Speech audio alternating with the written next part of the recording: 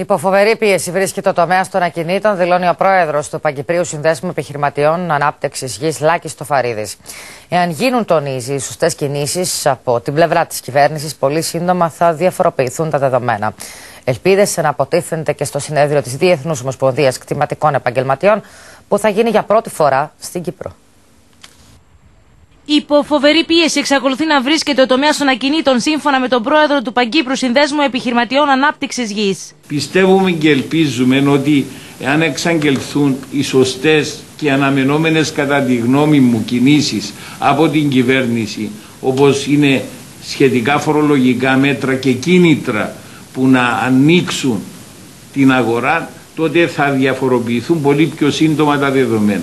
Η Διεθνής Ομοσπονδία Κτηματικών Επαγγελμάτων ΦΙΑΠΣΗ θα διοργανώσει το 62ο ετήσιο Παγκόσμιο Συνέδριό της στην Κύπρο. Η ανάθεση του Παγκόσμιου Συνεδρίου στη Μικρή Κύπρο τιμά όλους, αφού δεν θα προβληθεί μόνο ο τομέας της κτηματαγοράς, αλλά ολόκληρη η Κύπρος και το εθνικό μας πρόβλημα. Προσελκύει συνέδρους από 70 και πλέον χώρες, οι οποίοι προβαίνουν σε σημαντικές επενδύσεις στη χώρα που διεξάγεται το συνέδριο. Η ΦΙΑΠΣΗ είναι η αμπρέλα όλων των επαγγελματικών οργανώσεων και επαγγελματιών γενικά, που έχουν σχέση με την ανάπτυξη ενός ακινήτου. Μεγάλος αγώνας έχει γίνει από τον πρόεδρο της ΦΙΑΠΣΗ Κύπρου για τα δικαιώματα της Κύπρου ως προς τις αγοραπολισίες που γίνονται στα κατεχόμενα. Πολύ σημαντικό γεγονός χαρακτηρίζει το συνέδριο ο Υπουργός Εμπορίου. Είναι η μεγαλύτερη ευκαιρία.